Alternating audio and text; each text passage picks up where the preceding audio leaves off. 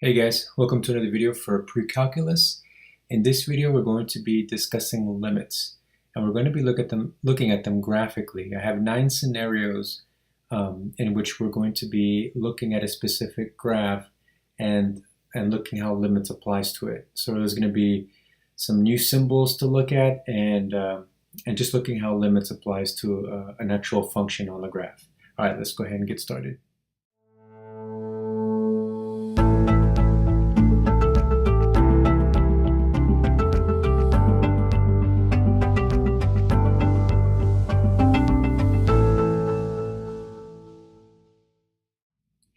All right, guys, so as I mentioned, there's 9 scenarios that I want to work out. And you see here, this function that I have up here, it's very disjointed, and it may seem a little odd at first glance, but once we kind of step in and start looking at some of the problems, there's 9 that I want to use to evaluate, to look at this graph, to help us to get an understanding of what limits are.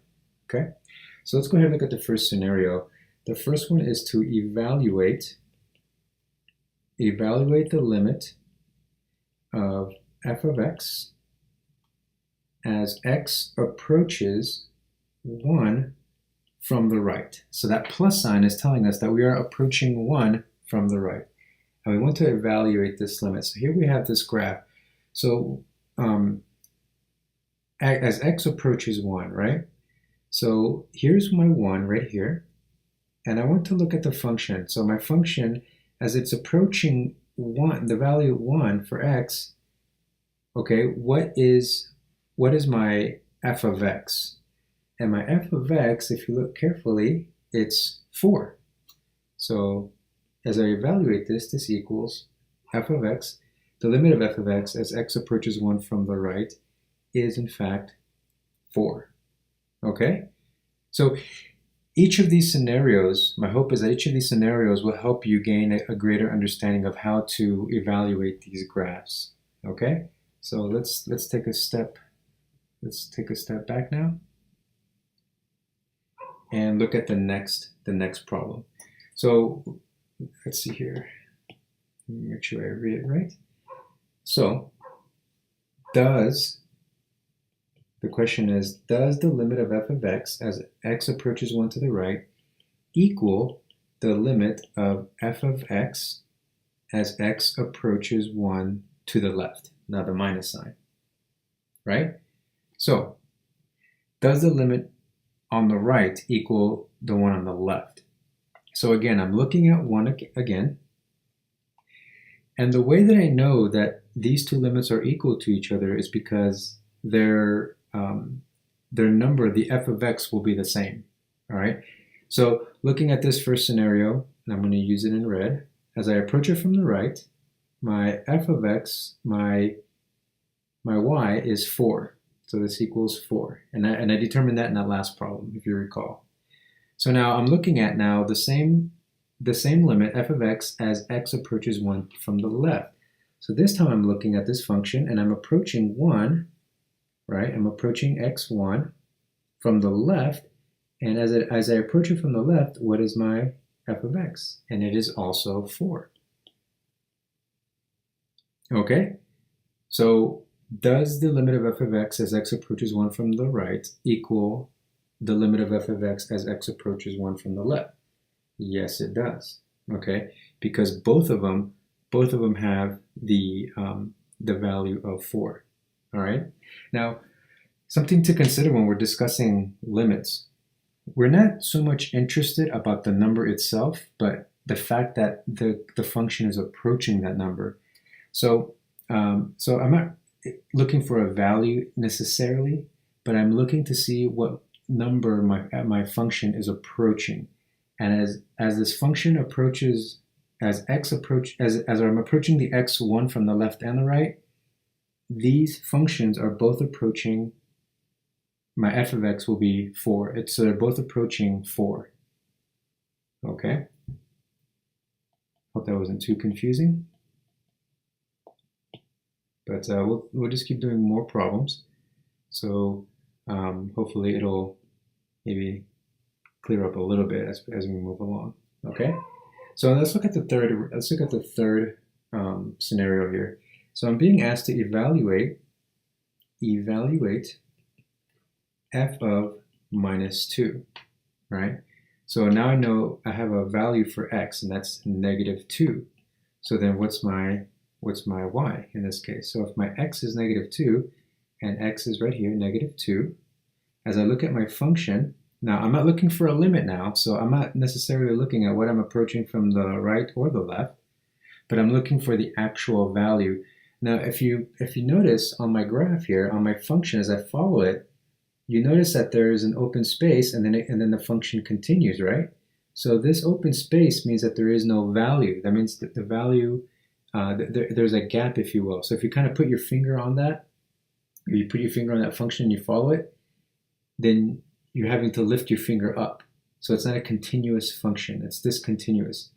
And it actually has a value not of 3, which what it would need to have if we were going to make this function continuous, but the value of that function at negative 2 is actually positive 2, right? Okay, so that's that one. That's that scenario. All right, so let's look at our fourth scenario, okay?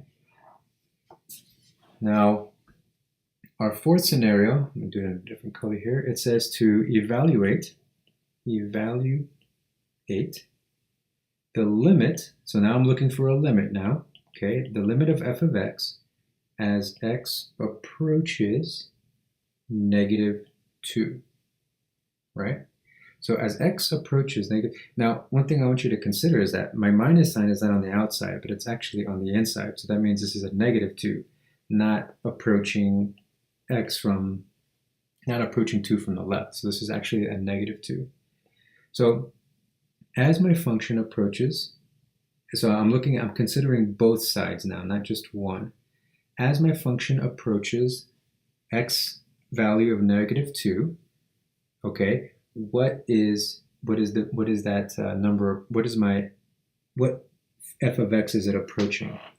And as it approaches from the right and from the left, it is approaching positive 3. So the limit of f of x as x approaches negative 2 is positive 3. All right? So even though my function has a pothole, if you will, right? It has a hole, it has a gap. Even though it has that gap, you notice that unlike my previous problem, my value is positive 3. On the last one, when it asked me to evaluate f of negative 2, the value for that was 2, which was this here, not positive 3. So consider the difference between finding the value for a limit compared to finding the value of a function. It's not exactly the same thing, right? Remember, limits, we are thinking of what is my function approaching as opposed to what is the value of the number that it is approaching.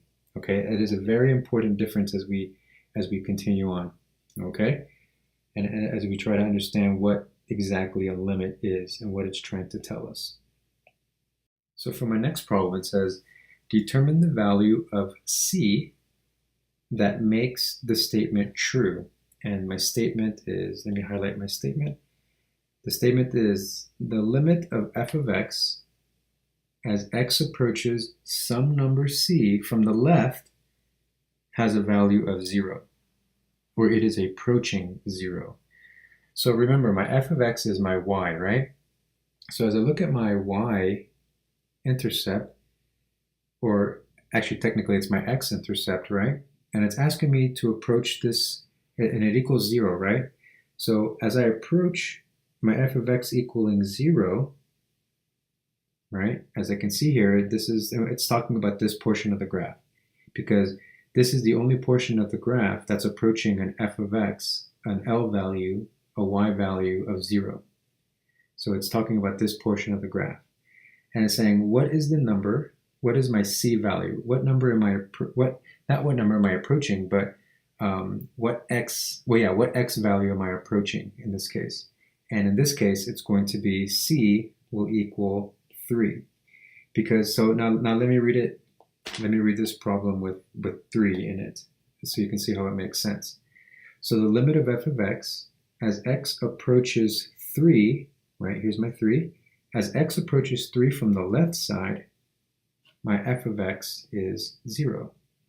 And that's the only part of the graph where this can be true. So C, it was giving me a generic variable, and based off of the information that it gave me, there's only one part of the graph that makes sense, and that's got to be where the C value is 3. All right, so the 6, it says evaluate f of 3. So now I'm evaluating the value for the function where x is 3. So if I look at my graph carefully, here it is, x is 3. So what is the value of my function where x is 3? And if you notice here, I have a gap. So that cannot be the value. But as I go down on my graph, the value of 3, where f of 3, here's a closed circle. So that means f of 3 equals -4. And that is that value for that problem. So again, this is just another example of how we need to understand the difference between identifying the value for a function as opposed to for a limit. So my seventh example here. So it says evaluate the limit. So now I'm looking at limits. The limit of f of x as x approaches 4 from the left. So I want to look for 4. Where is 4? 4 is right here. And as you can see here, there's really nothing to discuss as far as the function approaching 4 until you start going down here, right? So as my function approaches 4 from the left, what is my f of x? Well, it is -4. Okay, now notice the difference. This is asking for the limit. So as my function from the left approaches 4, my limit, my f of x is -4. It is not asking.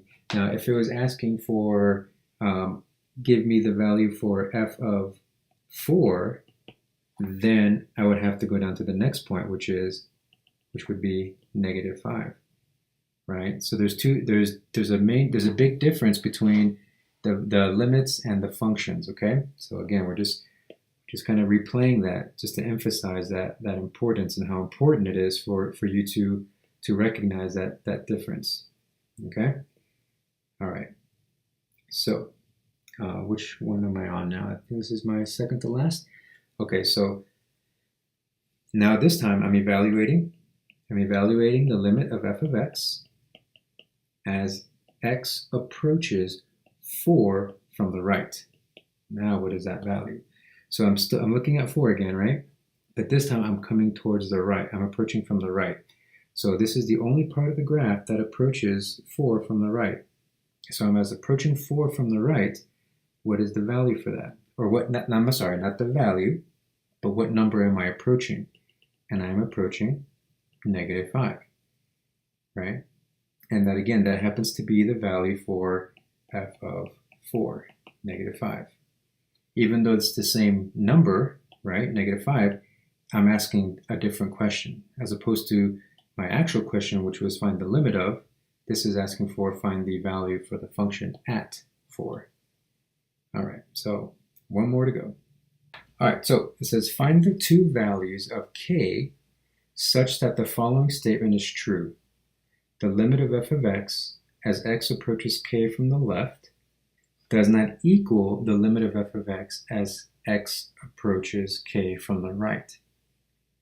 All right, so that means as I look at my function, so for example, as I look at my function, as I approach the function from the left, it will not be, I'm looking for the places on the graph where as I approach it from the right, they are not going to be approaching the same value.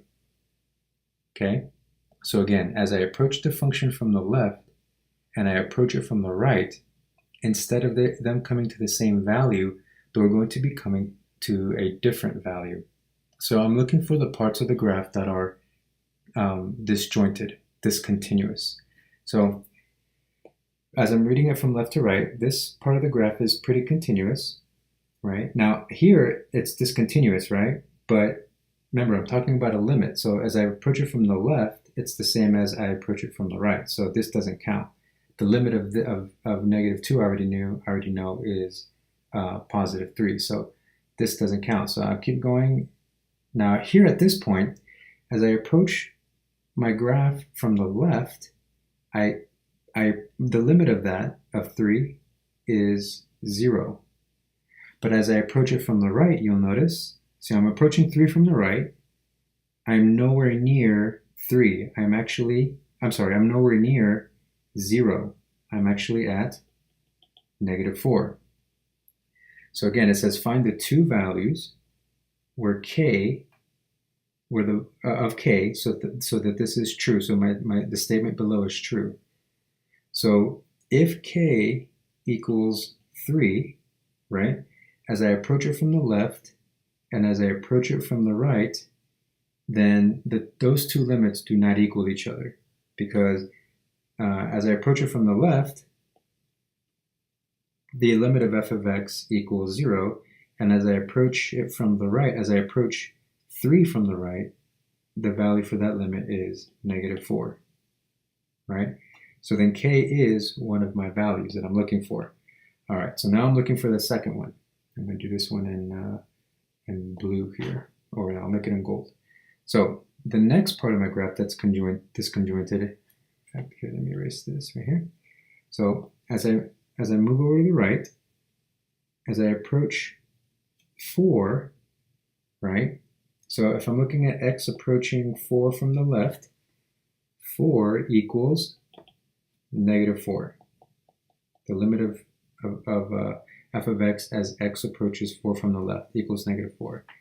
And as you notice, there's nothing to the right. There's nothing beyond that, except it continues down here. So as I approach this function from the right, my value is -5, right? So this is another example where the limit of f of x, as I approach it from the left and from the right, I do not come up with the same value. I come to different values. So the two values that I'm looking for are 3 and 4. Those two k values give me two limits that do not equal each other, and that answers that last part that I was looking at. So I hope this video helped in reading functions in terms of limits. So one last thing, or just to repeat it, or note worth repeating, is that when I'm looking for the limit of something, I'm looking for the number that it is approaching, as opposed to if I'm looking for the value of the function itself. Then I'm looking for the value, not necessarily what the function is approaching. So there's two different things, two different questions. So keep that in mind as you read these. If there's any questions, any fuzziness in this, go back and rewind. And if there still is, then we will be able to discuss this in class. Thanks for watching, and good luck in your studying.